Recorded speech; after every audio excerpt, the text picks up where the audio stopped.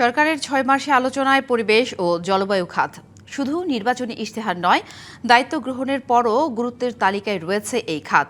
দেশজুড়ে খাল ও নদী খনন, পুনর্খনন, বৃক্ষরোপণ ও বনভূমি উদ্ধার থেকে শুরু করে নবায়নযোগ্য জ্বালানি এবং তিস্তা মহাপরিকল্পনা সবই রয়েছে আলোচনায়। সরকারের এই যাত্রায় পরিবেশ ও জলবায়ু খাতে আশার আলো দেখছেন বিশেষজ্ঞরা।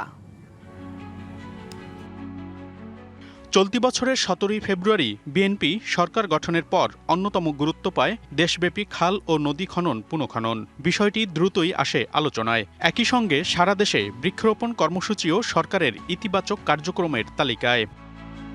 সরকারের ৬ মাসে বিভিন্ন খাতে অগ্রগতি নিয়ে চলছে আলোচনা। এর মধ্যে অন্যতম পরিবেশ ও জলবায়ু খাত। শুরু থেকেই এই খাতে বেশ কিছু কার্যক্রমকে ইতিবাচক হিসেবে দেখছেন সংশ্লিষ্টরা।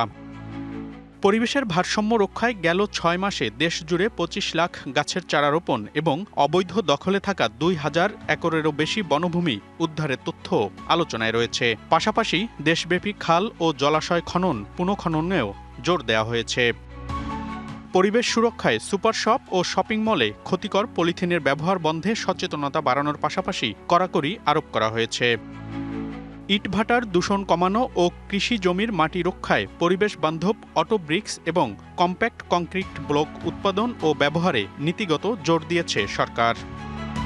পরিবেশের ওপর চাপ কমাতে বিদ্যুৎ উৎপাদনে নবায়নযোগ্য বা সবুজ জ্বালানির অংশ বাড়ানোর কাজও ত্বরান্বিত করার উদ্যোগ নেওয়া হয়েছে।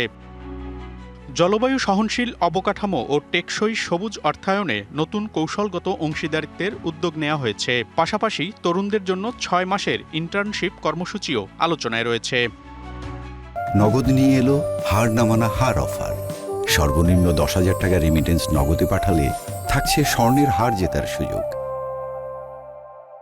সরকারের কার্যক্রমে তিস্তা মহাপরিকল্পনাও রয়েছে অন্যতম গুরুত্বপূর্ণ আলোচনায়।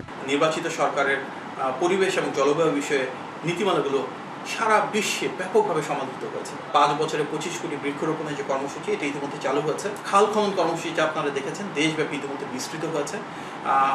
আমরা সোলারকে যথেষ্ট এনকারেজ করছি, প্রত্যেকটা জায়গায় রিনিউয়েবল এনার্জি, রিসাইক্লেবল এনার্জি সেগুলোকে মনোনিবেশ করছি। সো ওভারঅল আমরা হলিস্টিক একটা অ্যাপ্রোচের মাধ্যমে এনভায়রনমেন্ট এবং ক্লাইমেট চেঞ্জের ক্ষেত্রে আরও বেশি রেজিলিয়েন্ট হওয়া যায় কীভাবে, আরও বেশি রেসপন্সিবল হওয়া যায় কীভাবে, এগুলো নিয়ে মাননীয় প্রধানমন্ত্রীর নির্দেশনায় কাজ করে যাচ্ছে। বিশেষজ্ঞদের মতে সরকারের প্রথম ৬ মাসে পরিবেশ ও জলবায়ু খাতের বিভিন্ন উদ্যোগ আশার সঞ্চার করেছে।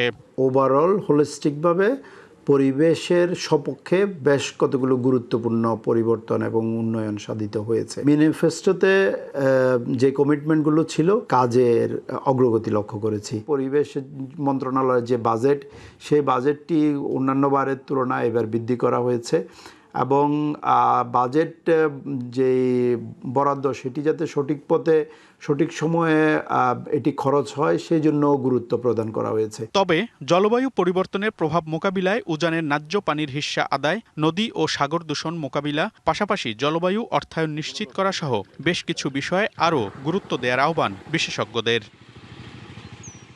মনিরুল সোহাগ, ডিবিসি নিউজ, ঢাকা।